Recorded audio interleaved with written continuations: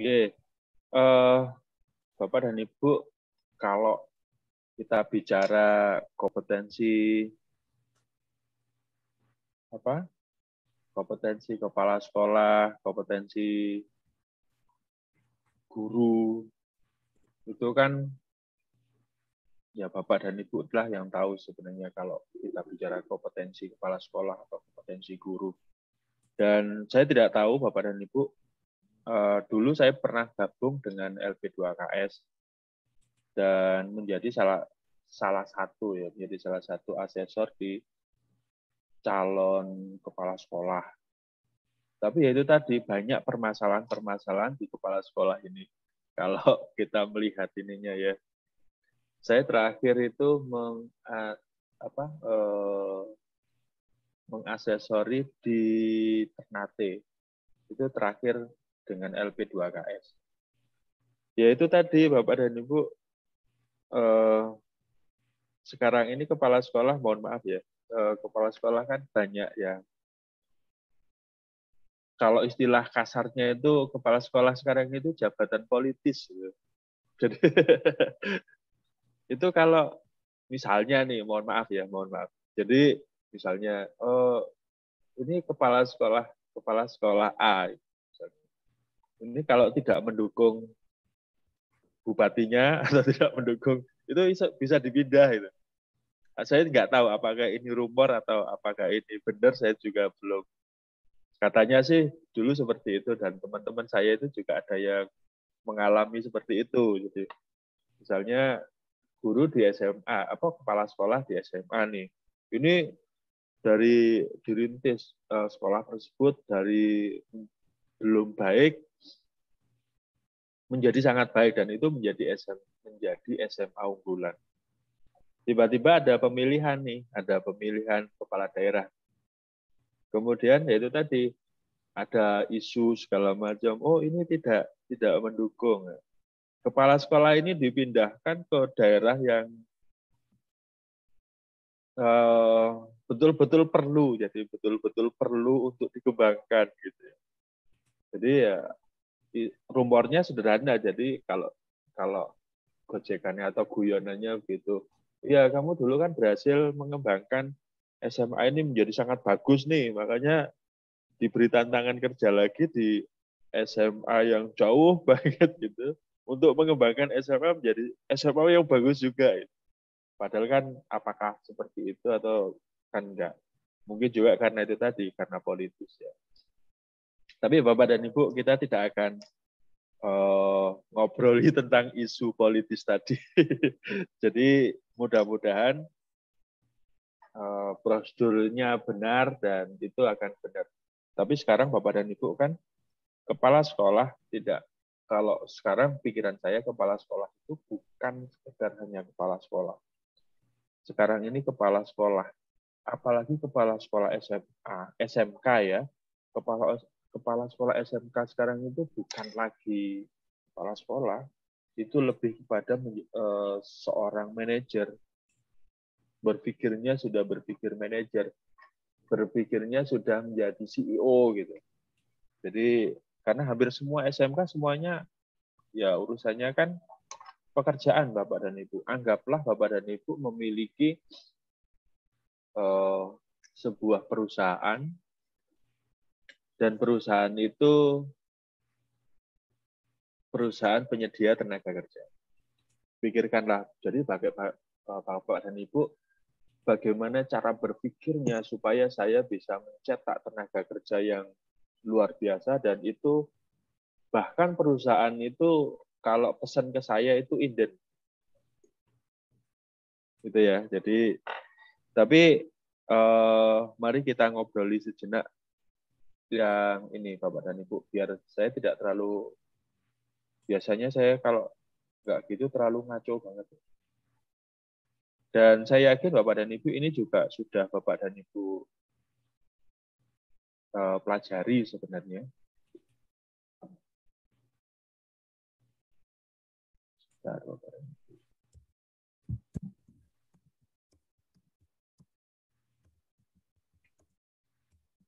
Oke, biar saya ada guidance untuk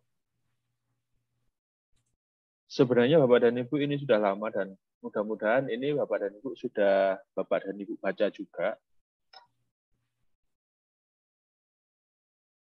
karena ini ada di LMS. Ini landasan hukum tentang kompetensi guru dan kepala sekolah.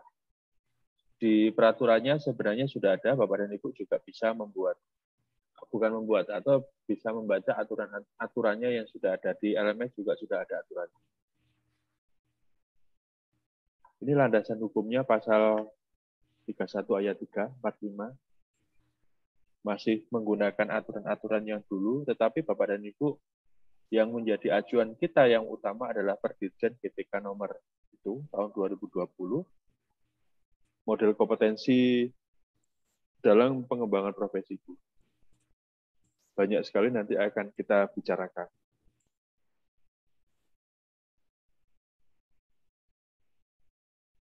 Pemerintah mengusahakan dan menyelenggarakan satu sistem pendidikan nasional yang meningkatkan keimanan ketahuan diatur dengan undang-undang. Oke lah Bapak dan Ibu, ya mudah-mudahan ini bisa dilakukan dan bisa dilaksanakan dengan baik dan benar, yang diatur dengan undang-undang.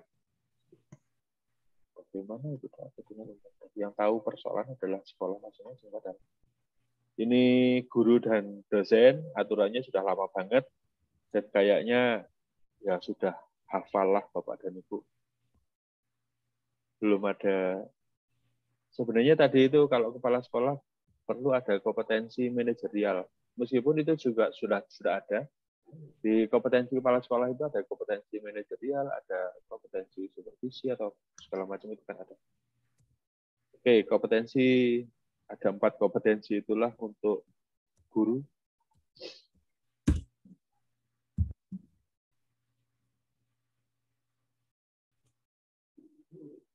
Masih sama Bapak dan Ibu. Ini kalau kita bicara aturan-aturannya biasanya begitu. Tapi bagaimana cara meningkatkan kompetensi? Karena di peningkatan kompetensi sekarang adalah berbeda kayak. Meskipun aturan-aturannya juga ada. Termasuk kemarin sempat ngobrol bahwa guru itu tiap tahun harus punya hak untuk meningkatkan kompetensi.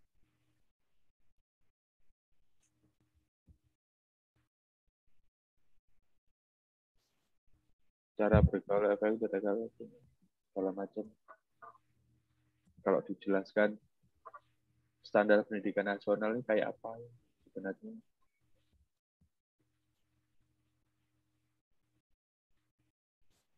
Sebenarnya kalau membaca aturan-aturan atau landasan hukum gini kayaknya tidak asik.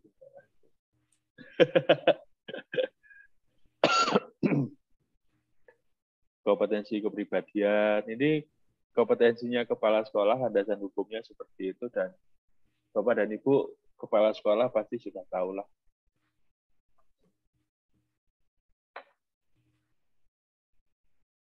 Kepribadian, manajerial, kewirausahaan, yaitu supervisi yang saya bilang tadi, sosial. Dimensinya,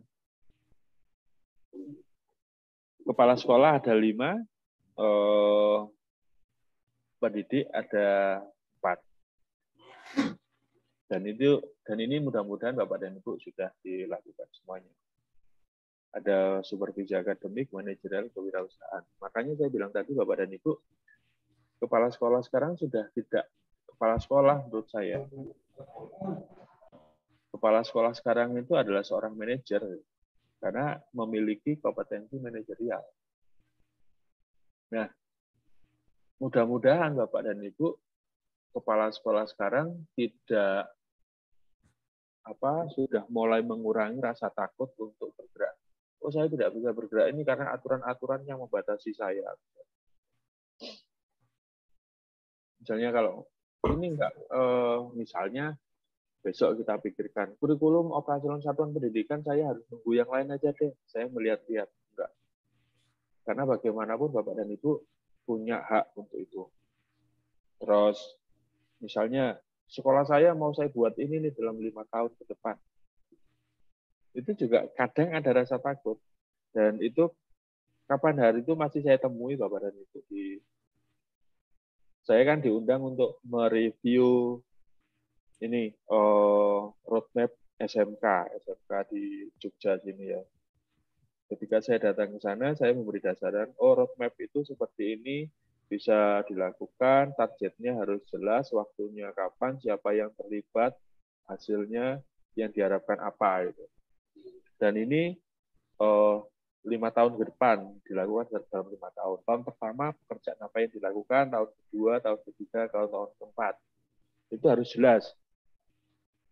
Sampai ke sana, itu tadi saya bilang, oh Bapak kepala sekolah ini belum berani nih beranjak.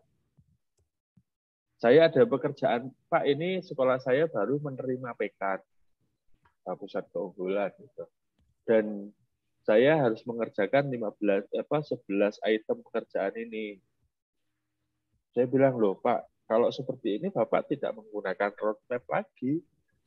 Itu pekerjaan, bukan roadmap. Kalau roadmap Bapak harus membuat begini.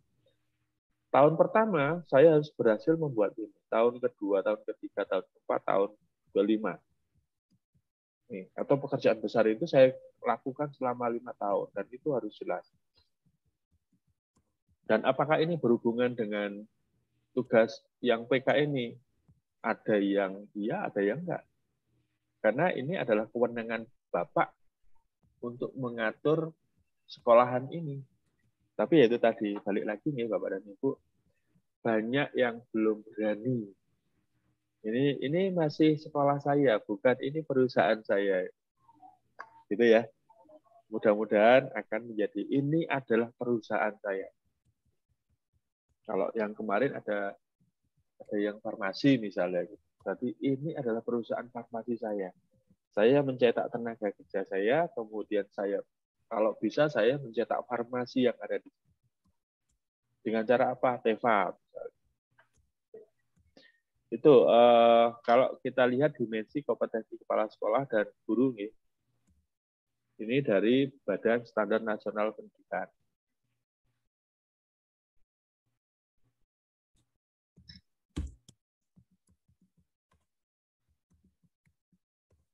Mudah-mudahan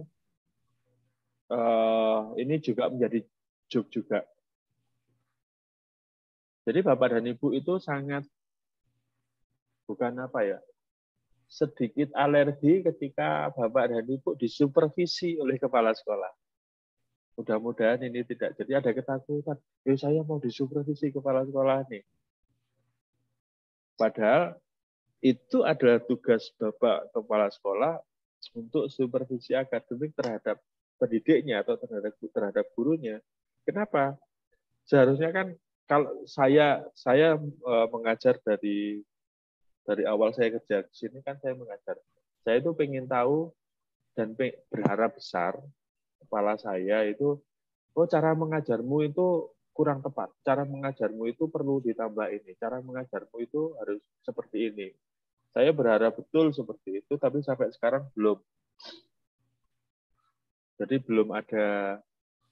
saya belum disupervisi. Kalau hanya ketika mengajar ditonton gitu sering. Tapi saya pengen saya ketika mengajar saya itu disupervisi dan akan mendapatkan temuan-temuan dan saya mendapatkan arahan. Oh, berarti kamu perlu sekolah lagi. Itu penting menurut saya. Jadi Bapak dan Ibu bersyukurlah kalau Bapak dan Ibu disupervisi oleh kepala sekolah karena itu adalah rasa sayang kepala sekolah untuk kemajuan Anda. Mudah-mudahan tidak alergi lagi. Berdasarkan jenis kompetensi di atas, bagaimana seorang kepala sekolah atau guru mengidentifikasi kebutuhan pengembangan kompetensinya? Jadi tadi kan, Bapak, misalnya saya itu perlu nih di supervisi, saya itu perlu dikoreksi, biar saya itu tahu. Oh misalnya itu PowerPoint-mu jelek, itu warnanya kurang tepat itu kalau untuk ngajar itu. Saya perlu seperti itu.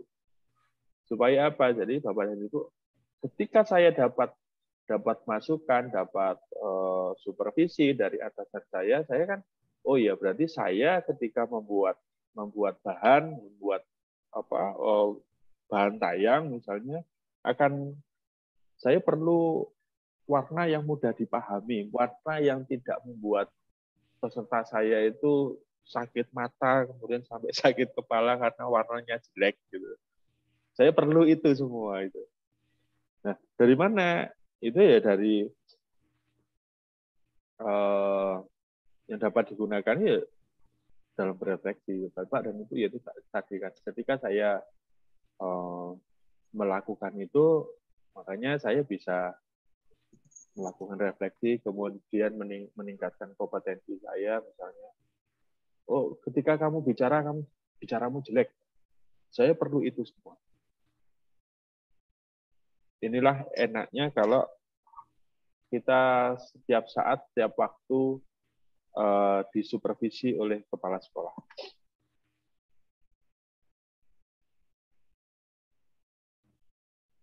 Contoh kompetensi di atas adalah sumber dari salah satu kompetensi dari BEN. Jadi itu salah satu kompetensi yang tadi saya bilang, Bapak. Salah satu kompetensi kepala sekolah yaitu kompetensi supervisi, dan itu harus dimiliki. Dan yang namanya supervisi, nanti Bapak dan Ibu harus berguru kepada kepala sekolah, atau di sini semuanya kepala sekolah. Jadi tahulah supervisi, triknya supervisi dan modelnya supervisi. Dan ini kemarin saya sempat ditanya sama Bu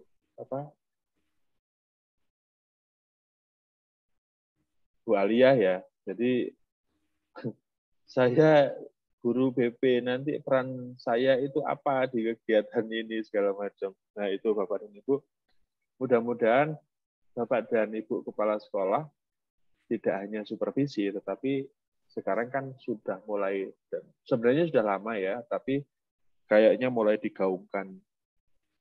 Sekarang sebenarnya supervisi itu penting, tetapi lebih penting lagi kalau melaksanakan coach atau coaching. Jadi kompetensi sebagai seorang coach itu penting. Karena itu kalau supervisi kan seolah-olah saya dapat masukan atau doktrin dari. Tetapi kalau proses coach atau coaching itu kan lebih lebih bisa menggali saya, keinginan saya, mau saya apakan. Kamu punya masalah apa? Mari keluarkanlah masalahmu. Kemudian kalau seperti itu, apa sih yang akan kamu lakukan? Kamu punya solusi apa? Tetapkan solusi itu, kemudian ya solusi itu laksanakanlah. Dan ini mendapat dampingan atau pendampingan dari kepala sekolah atau dari atasan kita.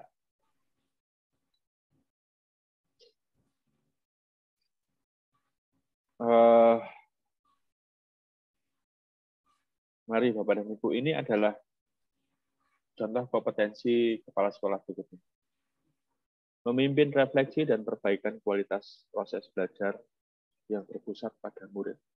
Nah, ini sebenarnya lebih enak menggunakan konsep mentoring atau menggunakan konsep coach atau coaching.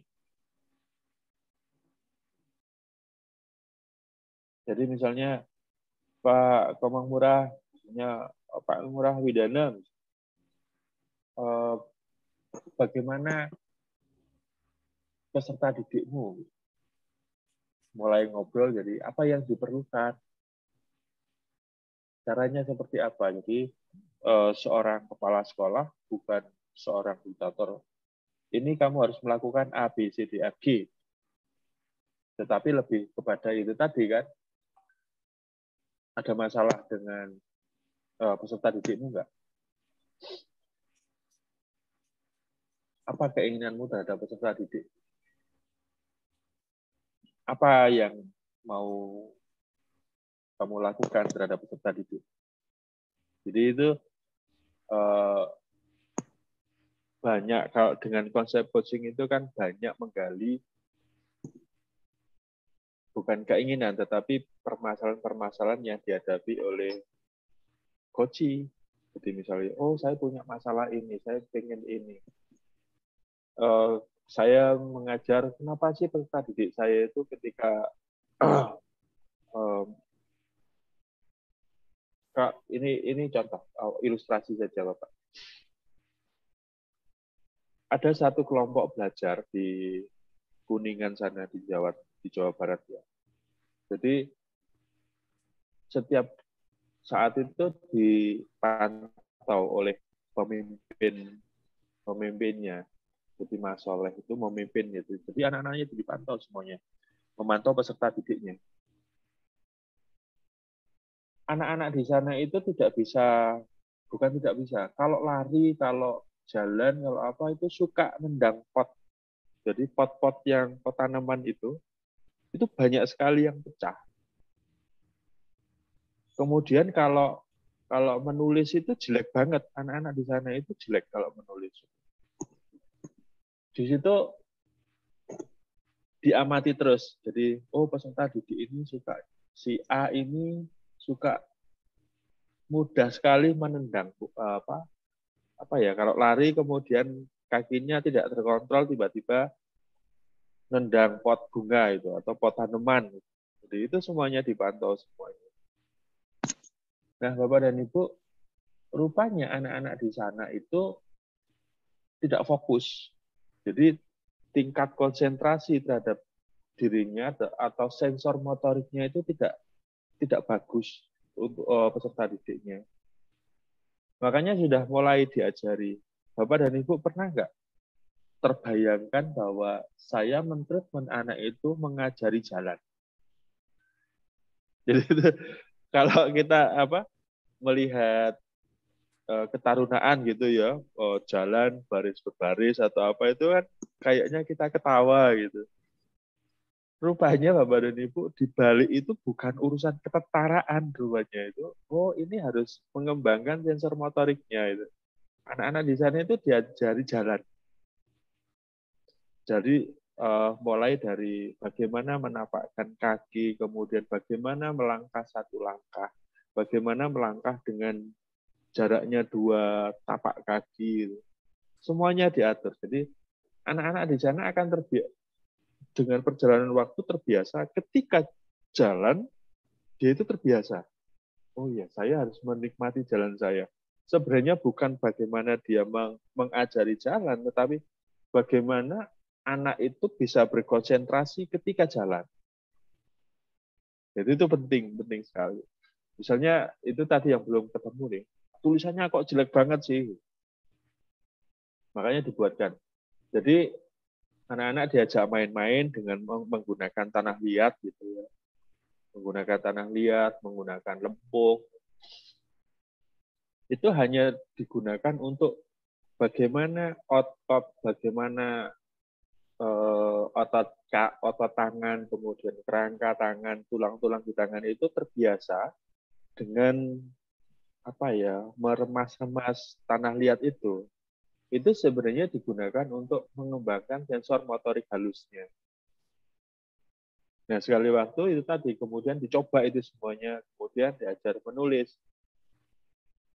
Kalau memang masih jelek itu, dalam waktu 3 bulan ada perubahan cara anak tersebut menulis. Tulisannya sudah mulai bisa terbaca. Jadi anak-anak itu tidak terburu-buru ketika menulis, kemudian tulisannya lebih bagus karena otot, pergelangan tangan, kemudian sendi-sendinya itu atau sensor motorik halusnya itu berkembang di anak. Nah, inilah Bapak dan Ibu, kalau kita punya kepala sekolah yang peduli, kita punya kepala sekolah yang care, misalnya gitu kan, bisa mengamati, kenapa sih si A itu ada seperti ini. Atau kenapa sih peserta didikmu ini bacanya kok jelek banget itu kenapa gitu. Nah, ini menjadi refleksi ya. Jadi ketika Bapak dan Ibu mengajar, oh iya, berarti saya ada yang mengingatkan, kemudian saya perlu mencari alternatif untuk menangani proses belajar di peserta didik saya. Ini memimpin refleksi dan ada perbaikan kualitas proses belajar. Karena gini Bapak dan Ibu, kalau belajar berpusat pada peserta didik itu kan kadang kita suka ini ya, suka gemes gitu. Anak saya itu kok nggak jalan-jalan sih gitu. Jadi ini ini yang saya ada perintah seperti ini. Kenapa sih kok nggak jalan-jalan? Kenapa sih kok nggak istilahnya kalau di Jawa itu kok tidak dong-dong gitu? Tidak paham, kok tidak paham bener sih ya? Gitu. Seolah-olah kita itu gemes. Rupanya mungkin peserta didik kita itu juga punya masalah gitu. Dan saya harus memperbaiki masalahnya peserta didik saya itu. Dan kayak kemarin misalnya saya, mohon maaf saya cerita, saya ke Berau misalnya. Di sana Bapak dan Ibu, kalau musim panen kelapa sawit tidak ada peserta didik di sekolah. Jadi semuanya itu orang tuanya itu minta izin ke sekolah untuk mengajak anaknya panen kelapa sawit di hutan. Jadi sekolah itu kosong kalau lagi musim-musim seperti itu. Atau sekolahan yang ada di pinggir laut itu sama sebenarnya. Kalau sedang musim menangkap ikan, sekolahan kosong. Jadi karena anak-anaknya itu diajak melaut orang tuanya. Nah, ini kan ada masalah nih. Ya pasti kalau seperti itu nanti literasinya pasti jelek. Atau numerasinya juga jelek kan. Karena ada waktu yang tidak digunakan untuk proses belajar. Nah, saya cuma bilangkan kepada kepala sekolah dan Bapak dan Ibu guru, bisa nggak Pak Bu, waktu-waktu yang mungkin musim panen atau musim panen sawit ataupun waktu melaut itu dijadikan proyek di sekolahan. Jadi belajarnya itu bukan di kelas, tetapi belajarnya peserta didik saya itu di laut. Gitu. Nah ini kalau ada permasalahan itu kan bisa memimpin refleksi yang seperti itu ya, kepala sekolah. Misalnya, bisa nggak peserta didikmu ini kalau lagi musim sawit membuat proyek yang berhubungan dengan sawit? Entah itu lahannya, entah itu cara panennya, entah itu bagaimana menimbangnya, bagaimana cara memanen yang efektif, supaya tidak banyak yang hancur misalnya, kemudian mendapatkan hasil yang baik. Ada nggak dibuat proyek yang seperti itu? Baru terbuka, jadi oh iya ya, bisa saja. Jadi saya misalnya kalau ke sawit, saya nanti ngajarnya tidak di sekolah, tetapi saya memantau peserta didik saya yang di kebun sawit. Gitu. Nah, ini Bapak dan Ibu ketika memimpin refleksi atau perbaikan kualitas proses belajar yang berpusat pada peserta didik. Jadi kalau bisa Bapak dan Ibu, kita tidak lagi melihat peserta didik kita itu nganggur, tidak ada yang dipikirkan, tidak ada aktivitas. Sekecil apapun buatlah proyek untuk membuat aktivitas peserta didik Anda. Sekarang ini saya masih tetap belajar. Gitu ya. Begini caranya, oke, apakah pertanyaan refleksi, apakah pemimpin pertemuan refleksi berkala Bapak dan Ibu lah yang akan mengomentari, jangankan setiap bulan, mungkin dalam 1 tahun belum pernah saya dilihat kepala sekolah saya ketika saya mengajar, belum pernah saya diajak kepala sekolah saya untuk melakukan refleksi proses belajar mengajar. Jadi itu ya, inisiatif, kemudian apakah perbaikan dilakukan misalnya. Ini Bapak dan Ibu lah yang tahu.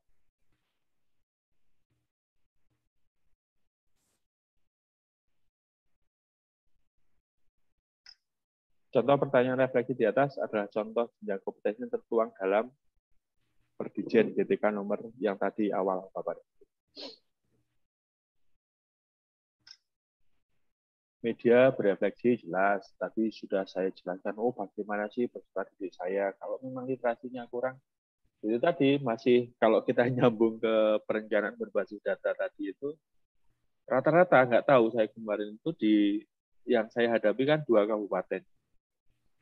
Hampir semua sekolahan itu memiliki masalah dengan kompetensi literasi dan kompetensi numerasi. Sebenarnya ini jangan-jangan bukan masalah di satuan pendidikan, tetapi masalah di kabupaten atau masalahnya di dinas. Jadi kalau seperti itu kan bisa satuan pendidikan melakukan refleksi untuk bagaimana sih. Makanya ada asesmen formatif, ada asesmen sumatif ketika untuk penguasaan kompetensinya. Misalnya Pak Ngurah Widana SMK Jenengan prodinya apa, Pak? Gimana, Pak? Bisa diulang, Pak? Prodinya. Bapak Problem. ngajar apa? Oh, bukan, saya ngajar di produktif, Pak, di teknik otomotif. Di otomotif, Pak? Iya, Pak. Oke. Ada yang spesifik otomotifnya apa, Pak? Otomotifnya di mobil, Pak, teknik kendaraan ringan. Di TKR?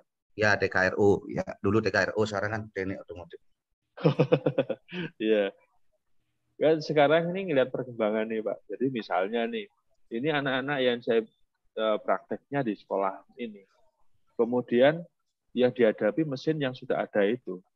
Padahal sekarang sudah kendaraan yang ada di jalan sudah sangat-sangat berbeda semuanya gitu ya.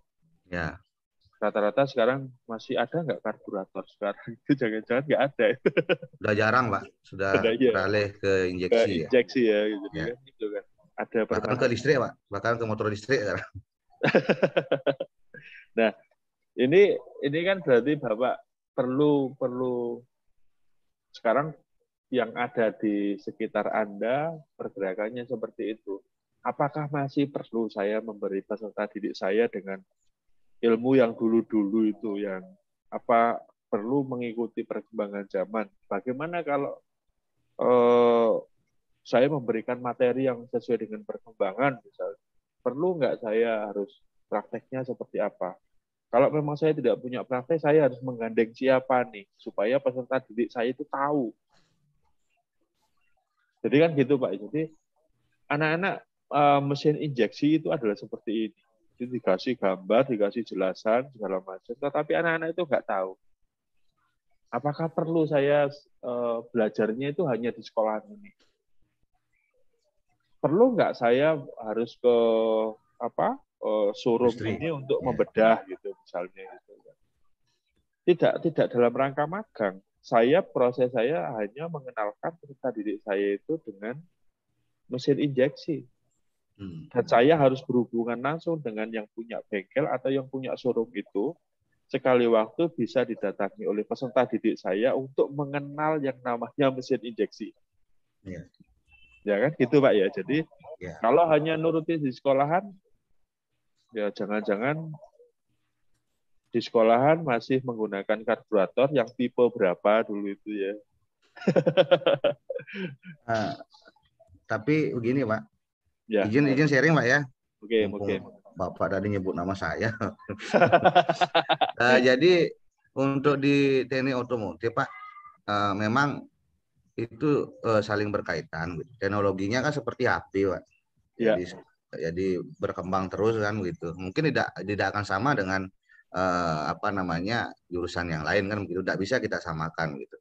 Jadi untuk di otomotif sendiri memang fondasi atau basic itu memang tetap harus kita berikan seperti yang di konvensional gitu.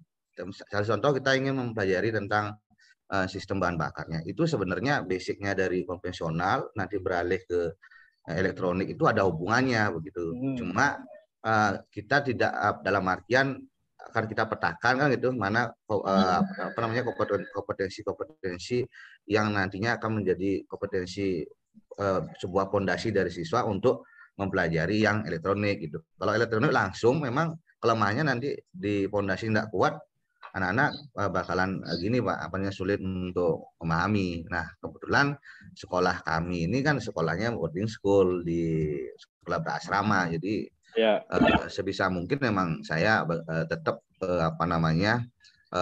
komunikasi dengan Dudi begitu, bahkan Dudi juga sering kita undang, terutama untuk menutupi dalam artian kompetensi profesional kita. Karena contoh lah, kalau yang sekarang itu kan ada mobil metik begitu. Terus terang kalau di transnya itu saya belum begitu paham, jadi kita undang Dudinya, karena itu saya bilang tadi Pak, banyak yang harus kita kuasai gitu.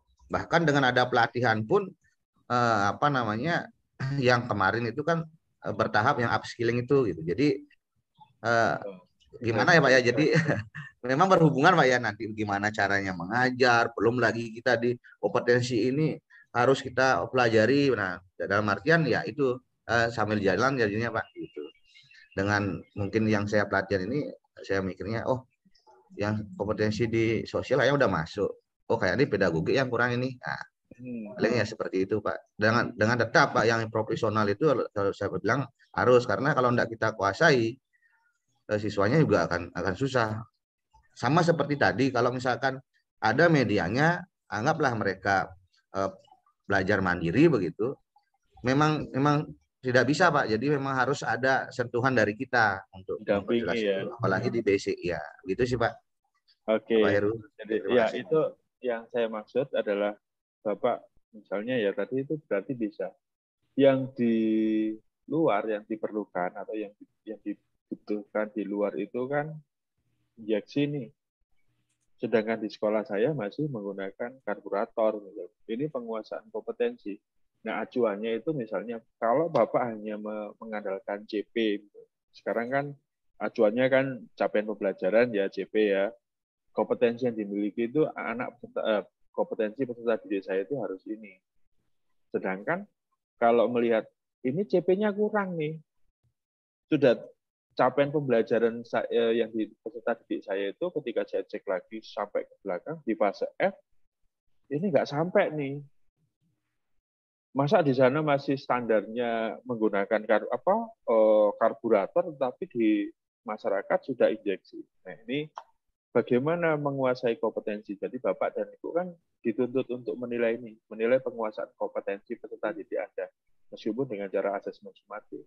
Atau jangan-jangan peserta didik Bapak, Anda beri materi yang standar sesuai dengan CP, tiba-tiba Bapak uji dengan asesmen sumatifnya dengan yang injeksi.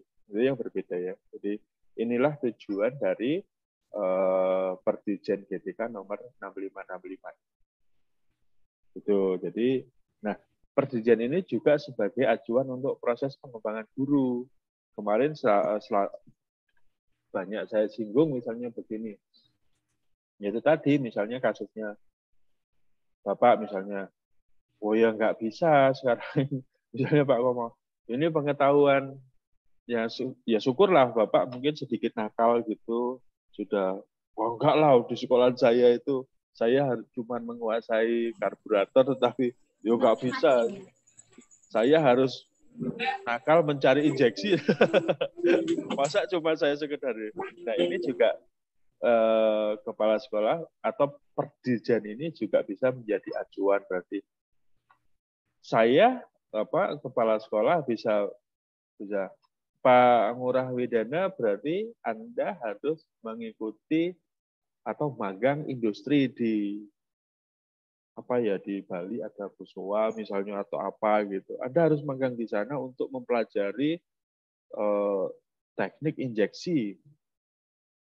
Jadi ini jadi tahu betul.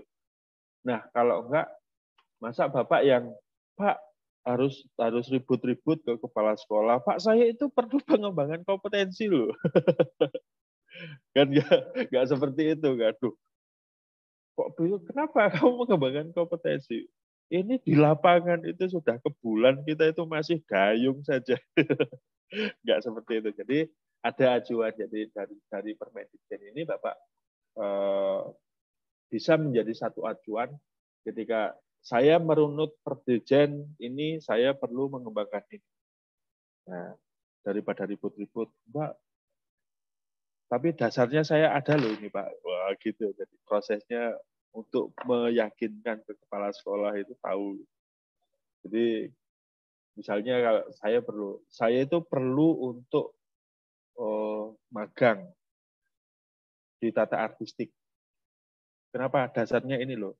Karena bagaimanapun Bapak dan Ibu, haknya ASN, haknya pengajar, haknya itu kan setiap tahun ada waktu untuk mengembangkan diri. Nah ini biasanya sih waktu kita yang kadang, atau jangan-jangan Bapak dan Ibu guru disuruh mengembangkan diri, maka saya sudah tua, saya sudah nggak ada waktu, saya terlalu sibuk, atau macam-macam. Ada juga yang seperti itu. Oke, ini tujuan Perdirjen ketika prinsip pembinaan pengembangan kompetensi kepala sekolah. Prinsipnya atas kesadaran sendiri Bapak dan Ibu. Jadi ini juga menjadi refleksi kita sebenarnya kalau di balai sini itu setiap tahun itu ada diklat vokasi. Itu untuk guru produktif yang untuk SMK ini, SMK industri kreatif.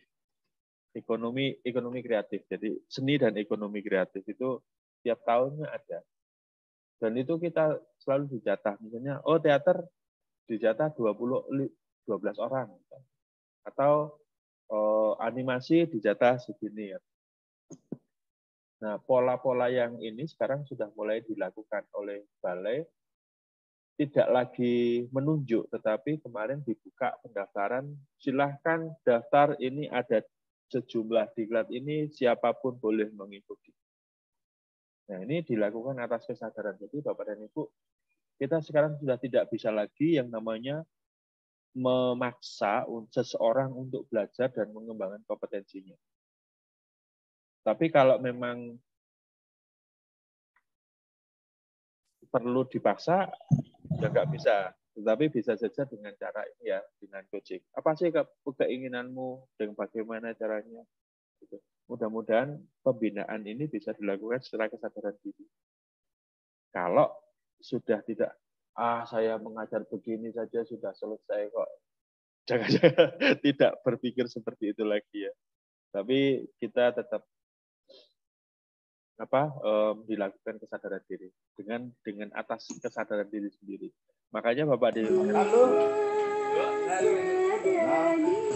siap makanan. Oke. Nggak apa-apa, ada yang lewat sedikit. Bapak dan Ibu di LMS kan juga sama seperti itu. Makanya tadi itu asik. Wah, kalau seperti ini kan enak ya, kita sudah ada jelas kenapa ini tidak dilakukan kemarin supaya kita tidak bingung segala macam. Bapak dan Ibu, konsep flip itu adalah, saya senangnya konsep flip itu begitu. Jadi bagaimana kita resah dulu, gitu. Jadi belajar itu perlu resah dulu. Kalau Bapak dan Ibu tidak resah, misalnya ada materi atau ada modul misalnya, itu dibaca saja, nggak ada keresahan, nggak ada pertanyaan segala macam. Itu sebenarnya kalau menurut saya itu belum belajar. Justru belajar itu ketika ada permasalahan kecil, kemudian mulai di dalam pikiran kita itu mempertanyakan macam-macam. Kenapa seperti ini? Ini bagaimana caranya? Ini dilakukannya bagaimana? Itu menjadi resah dan munculnya pertanyaan-pertanyaan yang sangat banyak itulah yang membuat belajarnya menjadi asik. Tapi kalau hanya sudah dilakukan, dibaca, kemudian direnungkan, dikerjakan, nggak ada masalah apa-apa, ya besok akan ketemu lagi begitu, ya akan sama, nggak ada sensasi untuk, saya bisa menemukan ini. Makanya di LMS ini kan menggunakan konsep Merdeka double R itu ya. Jadi mulai dari diri sendiri dulu. Setiap Bapak dan Ibu membuka LMS hari pertama, kedua, ketiga, sekarang itu pasti ada, mulai dari diri sendiri. Kalau sudah setelah ada pertanyaan-pertanyaan, ada nggak ruang kolaborasi? Saya perlu bertanya kepada yang lain, biar tidak saya sendiri. Dan sampai dengan apa yang harus saya lakukan? Saya harus mengerjakan LK 1, 2, 3, 4, 5 ini dengan seperti ini. Jadi beruntunglah Bapak dan Ibu kalau belajar masih sempat gelisah dan masih sempat bingung. Kalau tidak, ya kita cuma seperti membaca koran saja. Pengembangan kompetensi untuk kepala sekolah dan guru ini disesuaikan dengan kebutuhan Bapak dan Ibu. Jadi mudah-mudahan sih tidak pengembangannya nanti tidak paket-paket. Ya sesuai dengan apa yang Bapak dan Ibu butuhkan, apa yang Bapak Ibu perlukan. Misalnya sederhana, misalnya sekarang sedang tren kurikulum merdeka nih. Perlu nggak Bapak dan Ibu mengetahui apa itu kurikulum merdeka? Bagaimana caranya? Bagaimana aplikasinya? Bagaimana asesmennya? Bagaimana cara saya mengajar dengan kurikulum merdeka ini kan penting, perlu ya. Jadi Bapak dan Ibu mudah-mudahan membutuhkan itu semuanya. Biar pembinaan kompetensi kepala sekolah dan guru ini sesuai dengan kebutuhan. Kalau itu tidak butuh, Bapak dan Ibu kan malas untuk belajar. Saya yakin malas ngobrol apa, menghabiskan waktu seperti ini. Nggak asik banget sebenarnya itu. Tapi, karena apa? Karena Bapak dan Ibu tidak membutuhkan itu. Tapi kalau Bapak dan Ibu membutuhkan, pasti akan asik. Berkelanjutan. Jadi Bapak dan Ibu mudah-mudahan setelah ini apa yang harus saya lakukan? Oke, saya tahu sekarang ilmunya, kemudian saya perlu membagikan kepada orang lain supaya apa yang saya rasakan itu bisa dirasakan oleh orang lain. Dan kalau saya sekarang materinya seperti ini, saya pengen sesuatu yang lebih lagi. Berarti Bapak dan Ibu mudah-mudahan ini tidak hanya sampai selesai. Misalnya tadi ya sempat hari yang pertama tadi ada perencanaan berbasis data. Saya pengen tahu lebih lagi perencanaan berbasis data itu seperti apa, teknisnya seperti apa, bagaimana nanti kelanjutannya, bagaimana ke depannya, asik. Mudah-mudahan ada khusus pembinaan tentang perencanaan berbasis data.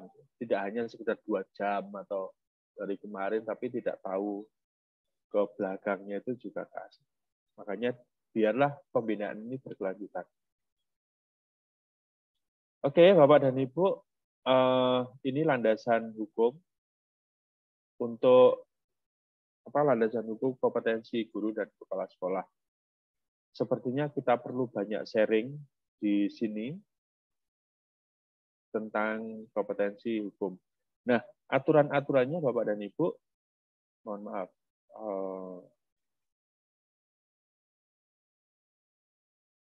Perdirjennya tidak perlu lagi saya bacakan, kan ada 29 halaman.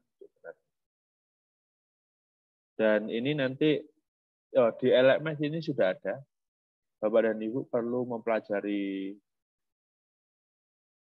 itu semuanya yang ada di peraturan yang ada di LMS.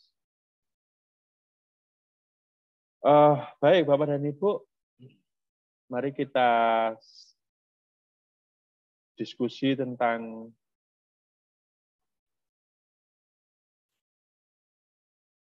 kompetensi guru dan kepala sekolah. Mudah-mudahan ada yang perlu didiskusikan di sini. Kalau tidak ada yang didiskusikan, berarti kita bisa memasuki ke LMS. Bekerja lagi. Kayaknya besok sudah mulai berubah lagi. Nanti yang mau dipelajari juga ada perubahan-perubahan lagi. Oke, Bapak Ibu, ada yang mau ditanyakan? Ada. Pak Heru, mungkin saya sedikit, Pak Heru. Ya, oke, silakan Pak Sukadana. Ya, terima kasih Pak Heru. Jadi kami dari SMK Pidi 2 Badung untuk kompetensi kepala sekolah dan guru. Kalau berbicara kompetensi, sekolah swasta sih yang tidak mau sekolahnya maju gitu loh Pak. Sekolah swasta mana sih yang mau gurunya hebat gitu loh, kepala sekolahnya hebat. Sehingga kita berlomba-lomba untuk bisa mengikuti kegiatan ini. Artinya untuk SMKPK. Kendala kami di sekolah, terus terang, dulu kita punya ada seperti Bapak punya ada jadi beli besar kan dulu kan namanya PDC Malang, PDC Bandung atau Medan segala macam. Guru-guru kita di produktif itu dilatih di sana. Betul. Jadi secara kontinu program pemerintah itu menyiapkan dana untuk pelatihan guru secara secara rutin tiap 6 bulan, dan kami pun mengalami seperti itu. Di sana kompetensi kami itu meningkat luar biasa karena kita berkumpul dengan 400 guru-guru atau kepala sekolah di seluruh Indonesia.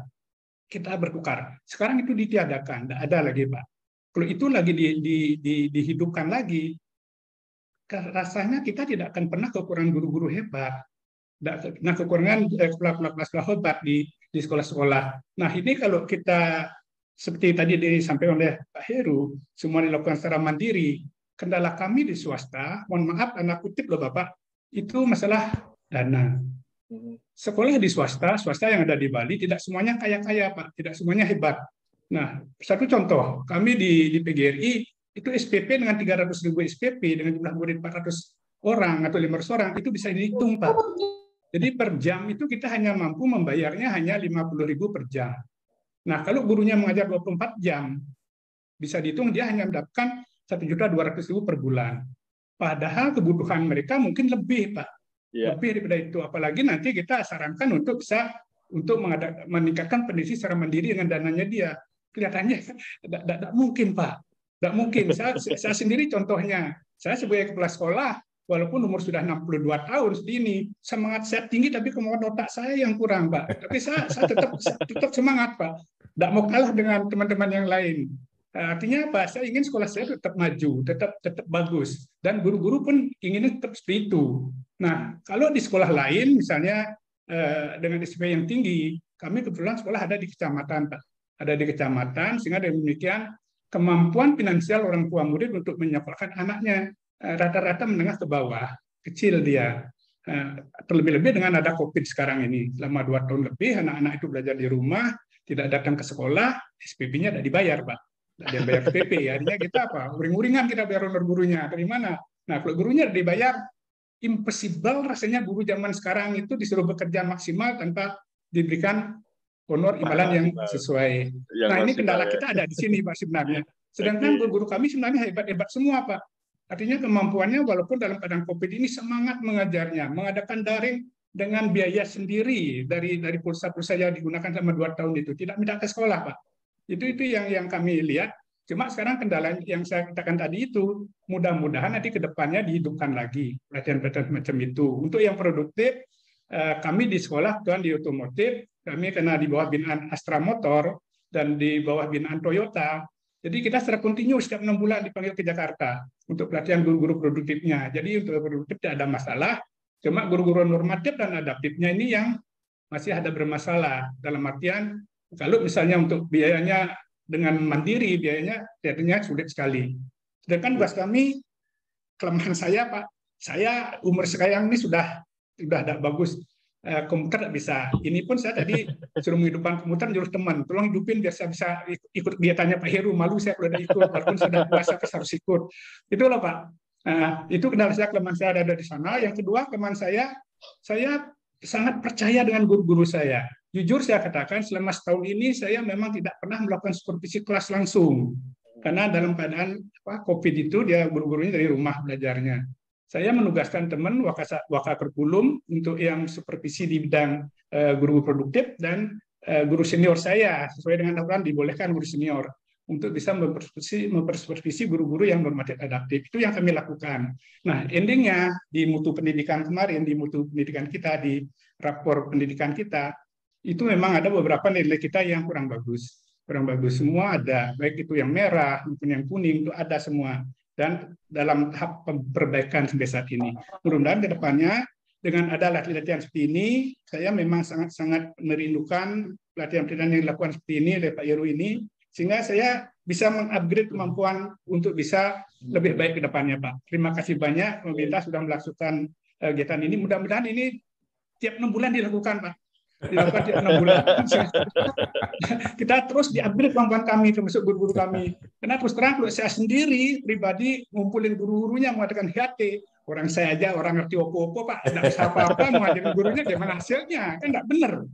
Jadi kalau misalnya sudah dilatih ini bersama-sama, lagi narasumber seperti itu dengan timnya, dengan Pak Eko, ini sungguh luar biasa. Saya apresiasi luar biasa. Mudah-mudahan hasilnya ke depannya bisa lebih baik. Demikian Pak, terima kasih. Terima kasih Pak Sugadana. Jadi Bapak di balai itu masih ada Pak. di tempat kita itu karena kita seni dan budaya ya, atau seni dan industri kreatif itu masih ada tiap tahun. Bapak kalau di otomotif coba hubungi di Malang, Pak, di Balai, di BOE. Itu saya pikir masih di sana masih ada, Pak, pelatihan-pelatihan itu masih ada. Bapak mungkin karena ini saja komunikasinya perlu lagi, dan saya yakin dari Bapak Astra tadi sudah ada. Kemudian dan jangan berpikir gini, Pak, itu swasta seolah-olah kalah sama negeri. Di Jawa Tengah itu, Pak, di Solo itu negeri itu kalah sama swasta, Pak. Jadi sekarang swasta yang di Solo yang Mikael itu ya, Bapak Mikael sana itu tidak terlalu berpikir lagi sekolahnya seperti apa itu, karena di sana betul-betul industri, Pak. Jadi sekolahnya itu kayak industri. Jadi anak-anak itu juga di sana belajarnya tidak seperti sekolah yang pada umumnya gitu ya, karena semua pembelajaran dikemas menjadi sebuah proyek. Jadi kalau Bapak ke Mikael seperti itu, Pak. Jadi ada sekolah-sekolah swasta yang lebih. Dan saya sering dapat kalau dari Jakarta itu, Bapak dan Ibu berbahagialah yang sekolah swasta. Kenapa? Sekolah swasta itu tidak terlalu ribet dengan urusan-urusan pertanggungjawaban gitu ya. Tetapi kalau negeri itu ribet, Pak. Jadi mau bikin program sedikit, laporannya seperti apa? Ini akuntabilitasnya kayak apa? Jadi terlalu ribet. Tapi kalau swasta itu pertanggungjawabannya kan ke yayasan ya. Jadi mau dapat apapun itu tidak terlalu bermasalah. Jadi kemarin misalnya kasus misalnya ketika saya mendampingi COE gitu ya, itu enak, Pak, kalau swasta itu. Kalau negeri itu kan, saya harus pertanggungjawaban ini loh, Pak. Sini kwitansinya harus segala macam, harus lengkap segala macam. Kalau COE itu enggak terlalu, Pak. Kalau yang swasta ya, yang swasta yang saya dampingi itu enggak terlalu. Saya bertanggung jawab kepada yayasan. Yayasan ini kalau sudah semua pengeluarannya sudah jelas, itu sudah tidak masalah. Nah, itu, Pak. Jadi berbahagialah yang sekolah swasta daripada sekolah negeri. Sekolah swasta itu lebih bebas, Anda mengerjakannya, Anda berpikirnya, Anda mengembangkannya juga bebas. Daripada hanya negeri. Kalau negeri, Pak, negeri itu banyak sekali dibatasi aturan-aturan dan agak ribet.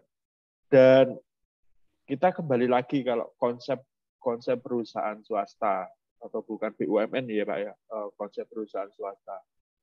Ya tergantung kita, Pak. Saya mau maju itu tergantung di tangan saya dan kaki saya. Kalau saya mau biasa-biasa saja ya bisa. Kalau mau melejit sekencang apapun juga bisa. Itu hanya semangat kita bersama yang ada di lingkungan belajar situ. Jadi Bapak jadi ya tinggal menyemangati saja. Ini kalau kamu berkembang besar bukan saya, tapi itu nasibmu sendiri. Itu kamu sedang mengupayakan perbaikan nasibmu sendiri, bukan nasibku. Kalau nasibku itu kan sudah segini, sudah. Nah, dan jangan berkecil hati dengan PGRI, Pak, karena saya alumni PGRI. Jadi, saya itu alumni PGRI, jadi jangan merendahkan. Kalau saya bukan sombong, jangan merendahkan diri sendiri. Kalau itu sesuai dengan saya. Saya kalau mau belajar, saya mau berkembang, saya mau apapun, saya tetap harus berusaha. Saya tidak terlalu tergantung kepada orang lain. Saya sebenarnya begini, Pak. Saya punya mungkin agak sedikit pikiran saya sedang sedikit sombong gitu ya. Orang lain itu saya perlu orang lain, tetapi saya tidak mau tergantung kepada orang lain. Karena sedikit agak susah diatur kalau saya. Termasuk dulu bapak saya kan kalau itu kan saya sudah kerja waktu itu. Saya pengen sekolah, bapak saya, kerja saja. Ya oke, saya kerja. Saya sudah kerja, kemudian bilang ke bapak saya, Pak, saya pengen sekolah ke Bandung. Gitu. Ngapain kamu sekolah lagi? Kamu sudah kerja. Oke, Kalau seperti itu, saya tidak perlu lagi, bukan tidak perlu, tapi saya harus mencari uang sendiri untuk sekolah. Kemudian 97. Sebenarnya itu saya satu angkatan dengan Mas Eko kalau sekolah, sama-sama 91. Kemudian nggak punya, saya ngumpulkan duit sendiri Pak, 97, kemudian saya sekolah ke Jogja, bilang ke bapak saya, Pak, saya sekolah di Jogja, saya diterima di Jogja, saya hidup di Jogja. Mau dibayari syukur, tidak dibayari tidak apa-apa. Itu sombongnya minta ampun, Pak. Dan betul Bapak saya juga tidak membiayai saya untuk kuliah. Tapi asik saja. Tapi dengan seperti itu akan menjadi satu kebanggaan tersendiri, Pak. Jadi saya bisa lulus, kemudian saya bekerja PNS itu juga sama ke bapak saya itu, Pak, saya jadi CPNS di sini. Ya sudah, kamu lakoni saja itu. Jadi bapak saya itu ada kebanggaan, tapi itu tidak ditunjukkan gitu ya. Jadi ya nggak apa-apa, saya tahu bapak saya seperti apa itu. Ketika saya mau sekolah lagi, ya saya cuma ngobrol, saya ingin sekolah lagi ke S2. Apakah dibiayai? Enggak ada urusan. Saya sekolah sendiri, usaha sendiri. Jadi akan lebih enak. Bapak, jadi kembangkanlah relasi Bapak, Pak Sukadana ya, kembangkan relasi sebanyak mungkin. Dengan mengembangkan relasi sebanyak mungkin akan lebih mudah. Bapak, dan jangan menganggap bahwa sekolah hanya di lingkungan sekolah Anda. Kalau Bapak misalnya bisa berkomunikasi dengan perusahaan-perusahaan yang ada di Bali, misalnya, oh saya ingin mengembangkan peserta didik saya dan guru-guru saya, tapi saya tidak punya peralatan. Ya sudah, dipindah saja sekolahnya pada jam itu Bapak pindah ke perusahaan. Tapi dengan komunikasi, dengan negosiasi yang saling menguntungkan. Jangan negosiasi atau Bapak komunikasi dengan perusahaan yang saling merugikan. Jangan sampai itu, tapi saling menguntungkan. Misalnya nih perusahaan itu nanti saya perlu tenaga kerja seperti ini. Perusahaan tersebut tahu, oh saya pernah dulu ada satu sekolahan yang gabung dengan saya dan itu tenaga kerjanya bagus-bagus. Itu kemarin sudah saya ceritakan bagaimana SMK swasta yang dulu saya dampingi itu kerjasama dengan pihak garmen. Itu kerjasamanya saling menguntungkan. Misalnya garmen pengen perlu melatih calon karyawannya. Dia melatih calon karyawannya itu di sekolah tersebut, di SMK. Pak Heru, ada yang tanya itu Bu Erna. Oke, Bu Erna ya. Oke, sebentar.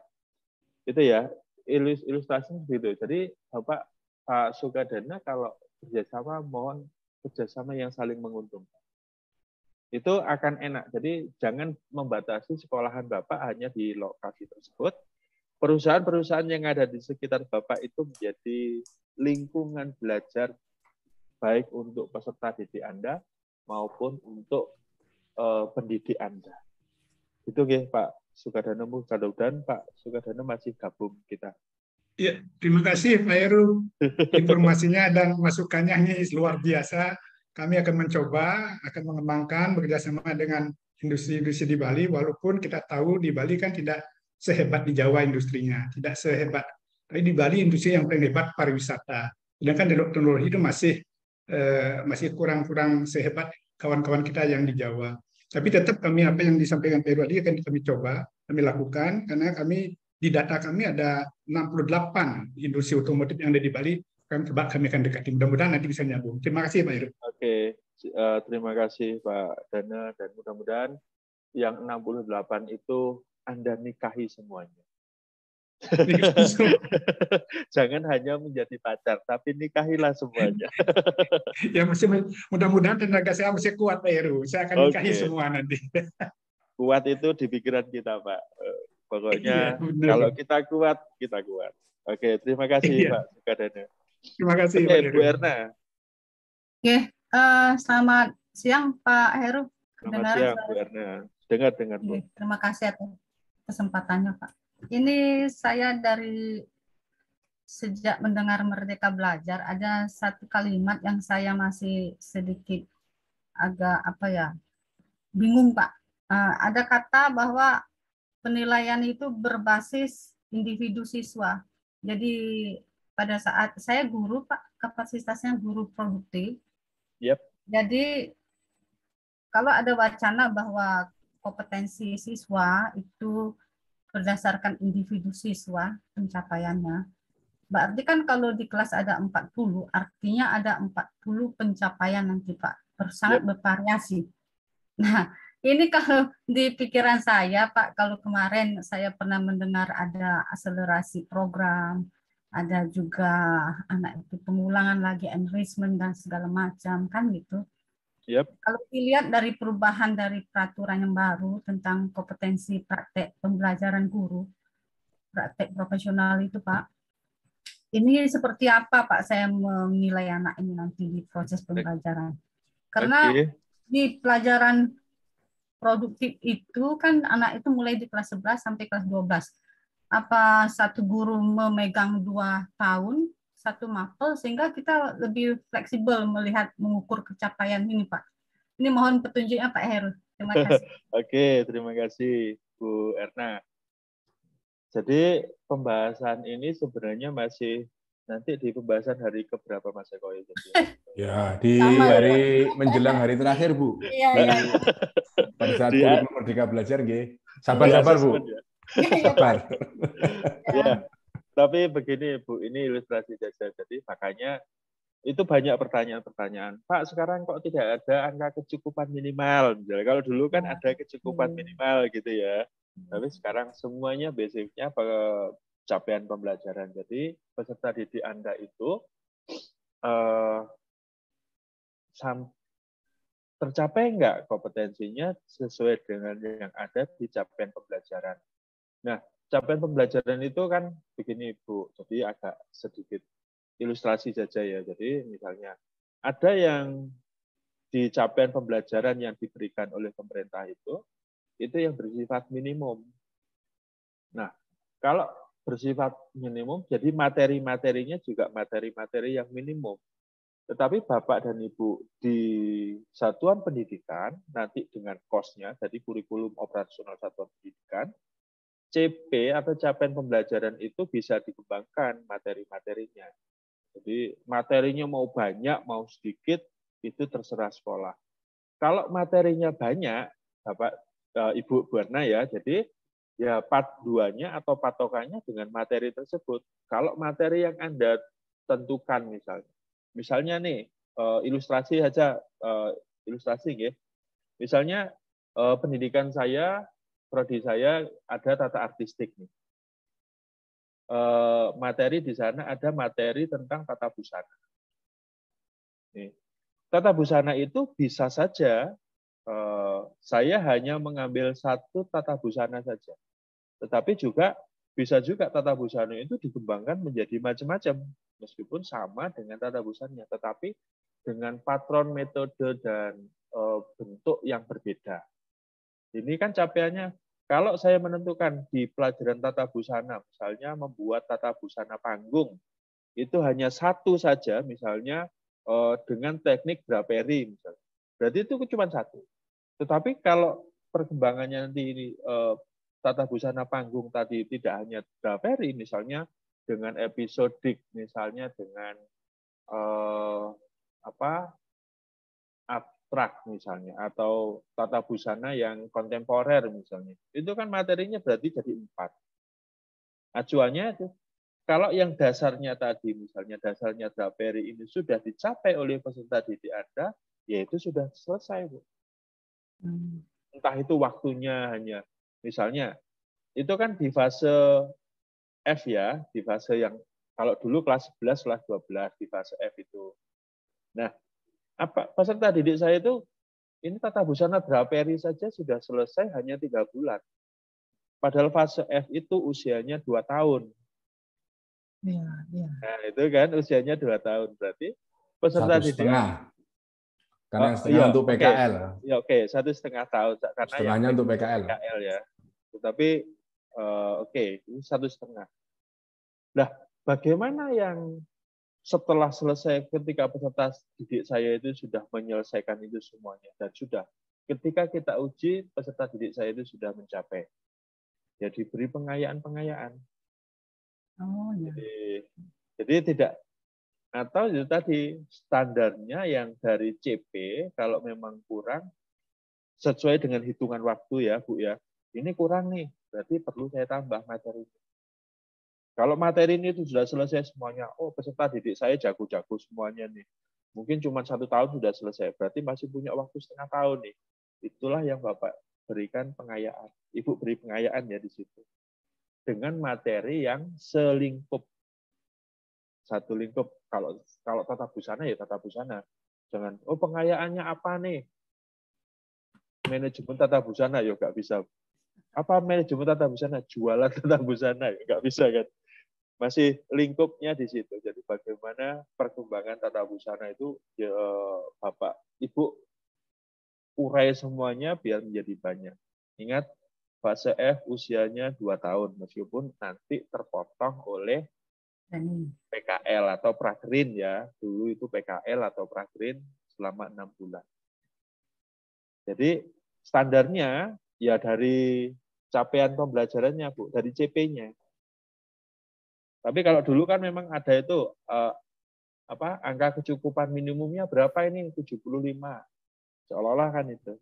Dan tadi itu juga asik ada diskusi dengan teman-teman. Berarti ini nanti ada enggak peserta didik saya itu yang tidak lulus? Ada enggak peserta didik saya nanti itu yang tidak naik kelas misalnya?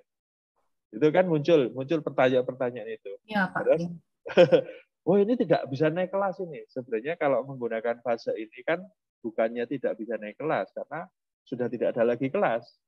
Anak itu mencapai capaian sesuai dengan materi yang ada di capaian pembelajaran atau enggak.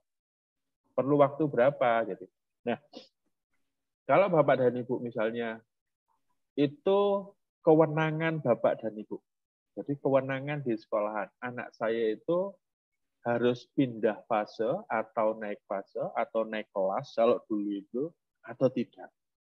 Karena realitasnya memang kalau di SMK kan hanya 2 fase. Fase E dan fase F. Gitu. Jadi anak saya ini bisa pindah ke fase F enggak? Itu adalah kewenangan dari sekolah masing-masing. Iya, Pak Heri, ini lagi ada satu lagi, kalau merupakan menetapkan kompetensi siswa itu kewenangan guru mata pelajaran misalnya ya, berarti rapat dewan guru itu dia masih diperlukan enggak, Pak? Apa memang guru itu saja mengukur atau nanti di forum lagi dilempar kasus-kasus anak-anak yang belum sama pencapaian dengan siswa yang lebih cepat mungkin seperti itu. Oke, rapat dewan guru masih tetap dilakukan, Ibu. Ya. Karena bagaimanapun kalau Ibu misalnya pembelajarannya menggunakan sistem blok ya, atau menggunakan project based learning, itu melibatkan guru A dan guru B. Maksudnya guru adaptif normatif dan guru produktif ya dulu ya.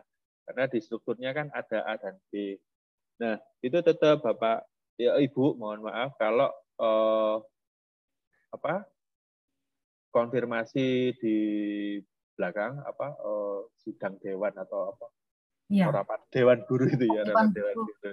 Itu sama Bapak Ibu juga perlu konfirmasi si A ini seperti apa, si B ini seperti apa, itu tetap.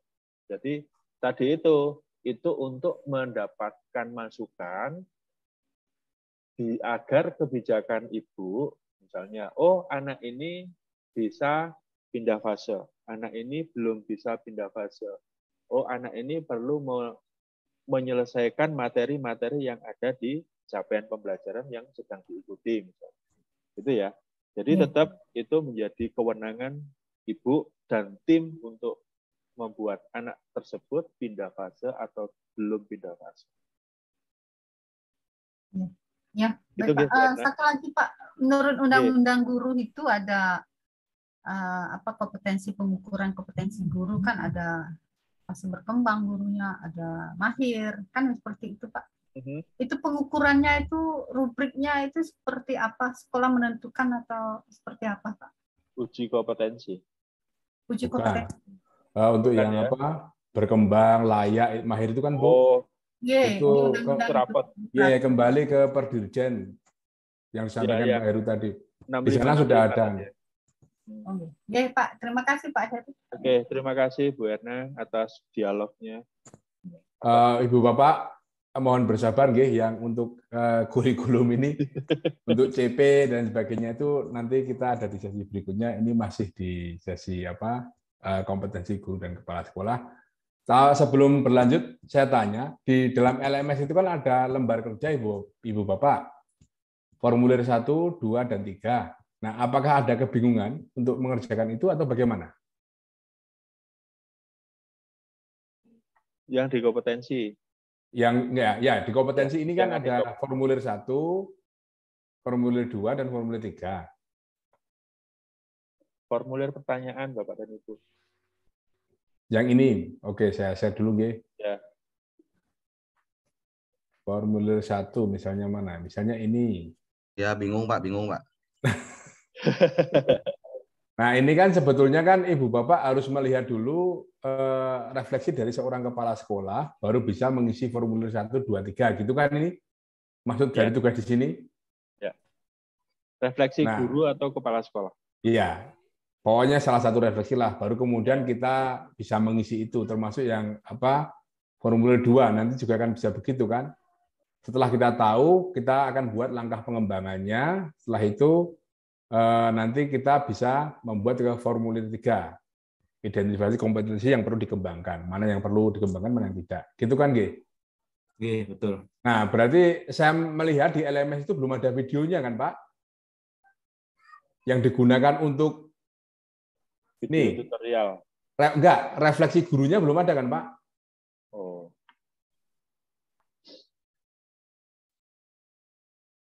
Gimana Ibu Bapak dengan LMS ini? Pak Eko, iya. Mungkin dirunut dulu dari LMS yang ada, kemudian downloadnya di mana, sehingga alamatnya itu jelas. Enggak, ini mau saya berikan kalau memang belum ada. Oh iya, nah maksudnya video tadi Pak Eko. Iya, mau saya berikan kalau memang di LMS belum ada, mau saya berikan. Itu. Jadi kan gini ceritanya, kalau nggak ada sebetulnya, kalau tidak ada nggak apa-apa. Nah, kalau tidak ada sebetulnya salah satu guru bisa bercerita. Ini kan gini Pak, berdasarkan cerita refleksi daripada kepala sekolah atau guru, kegiatan apa yang muncul atau teramati, kan gitu. Logikanya berarti harus ada cerita refleksi dari kepala sekolah atau guru. Nah, gitu kan. Nah, kemarin ini kan ada sedikit masalah karena sepertinya di LMS itu kan sebetulnya video ini belum ada ya. Kalau begitu saya mainkan aja gimana? Belum ada ya. Ya, oke. Saya mainkan aja. Ibu Bapak lihat formulir 1, 2, 3. Formulir 1 dulu dilihat, nanti kemudian bisa untuk kedua dan 3. Nanti selepas materi ini saya berikan linknya ya. Nanti saya kasihkan link di Google Drive aja nggih. Tapi sekarang kita karena itu ada ratusan mega, jadi kalau di WhatsApp nggak bisa. Kita lihat aja dulu videonya. Ini refleksi dari kepala sekolah, nggih. Sebentar, saya share screen dulu. Oke. Ini Bapak Ibu videonya yang harus Bapak Ibu saksikan hanya 8 menit 45 detik. Kita saksikan aja.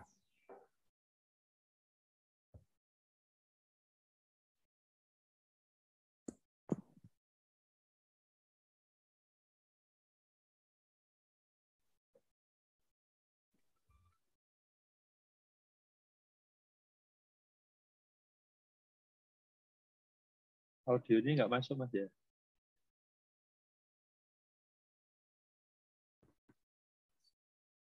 Audionya nggak masuk?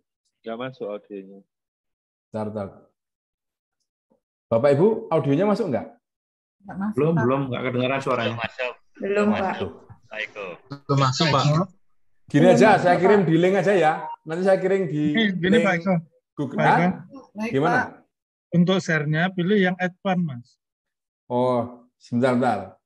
Saya stop share dulu ya. Ya. Share screen. Oh, advance setting ini ya. Advance, terus pilih yang video ya. Yang host only, multiple participan, all participan, host only nggak ada ini.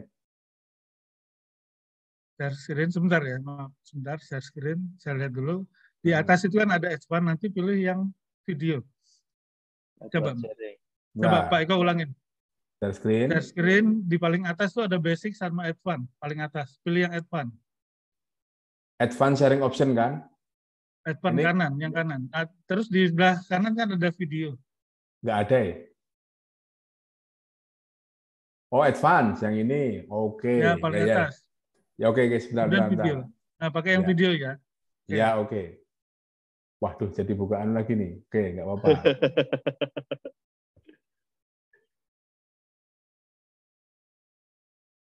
Loh, videonya nggak. Hanya bisa MP4, Mas. Nggak bisa WMV.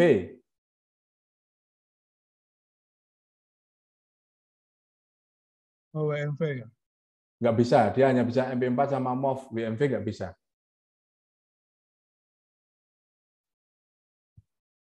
Oke, Bapak Ibu, nanti saya saya berikan videonya di tautan Google Drive aja ya. Ini soalnya videonya yang punya saya itu kebetulan WMV.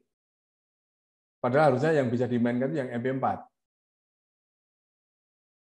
Begitu Bapak, mohon maaf kendala teknisnya nggih. Itu penjelasan untuk LK123, nanti videonya saya kirim di tautan. Silakan Ibu Bapak melihat basic basis untuk mengerjakan LK123 dari video tersebut nggih. Begitu dari saya, nanti saya akan tautkan di link Google-nya. Saya kembalikan kepada Pak Heru. Oke, Bapak dan Ibu, kita masih ngobroli di kompetensi ini. Atau kita kembali ke download apa yang sudah belum Mas Eko ya. Nanti kalau Bapak dan Ibu sudah bisa mendownload itu, bisa mengerjakannya. Tapi mohon maaf Bapak dan Ibu, jadi pekerjaannya 2 kali. Kan sebenarnya ini dikerjakan kemarin ya. Tapi nggak apa-apa, Bapak dan Ibu masih bisa mengerjakan sampai kapanpun sebenarnya. Tidak harus hari ini selesai, tapi itu tadi konsekuensinya kan kalau hari ini tidak selesai, padahal hari ini dan materi hari ini juga Bapak dan Ibu juga perlu pelajari dan perlu baca, perlu kerjakan supaya untuk diskusi besok. Jadi memang semakin banyak yang harus dikerjakan lagi. Tapi kalau Bapak dan Ibu form-formnya tadi itu di LMS-nya sudah ada, tinggal nanti sambil mendengarkan atau melihat video yang dikirim oleh Mas Eko bisa mengerjakan formnya tadi itu. Itu form pengamatan ya.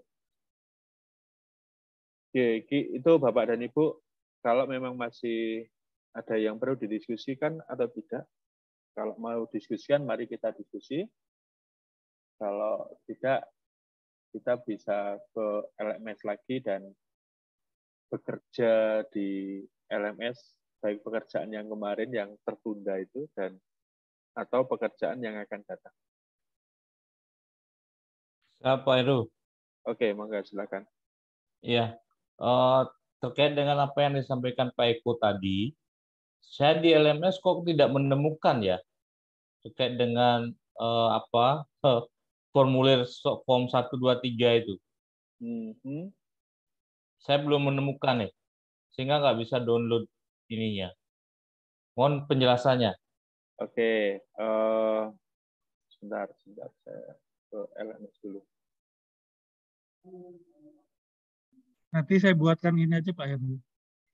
Saya buatkan langkahnya masuk ke yang tadi Pak Heru. Oh, gitu. Itu ada di Pak, di LMS yang di tanggal 11 Juni. Terus ada di eksplorasi konsep model kompetensi guru dan kepemimpinan sekolah. Itu ada di poin, sebentar Pak. A.8.B.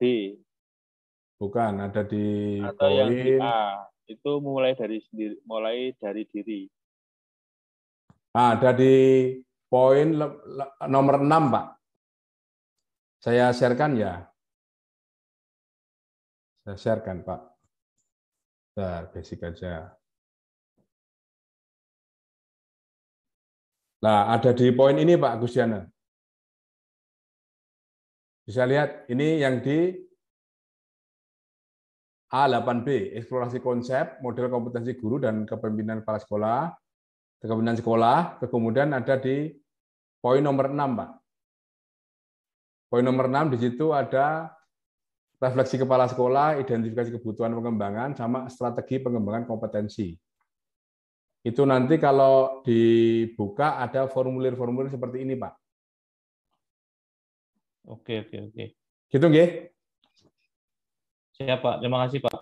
Ya. Oke. Ini saya tautkan dulu, Pak. Maaf agak internetnya agak Pak. Internetnya masih pakai karburator nih, belum injeksi.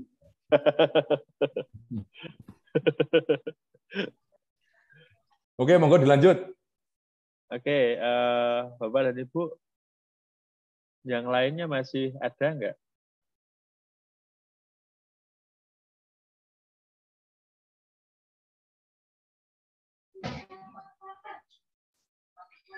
Pak Heru izin bertanya sedikit, Pak. Oke, monggo silakan.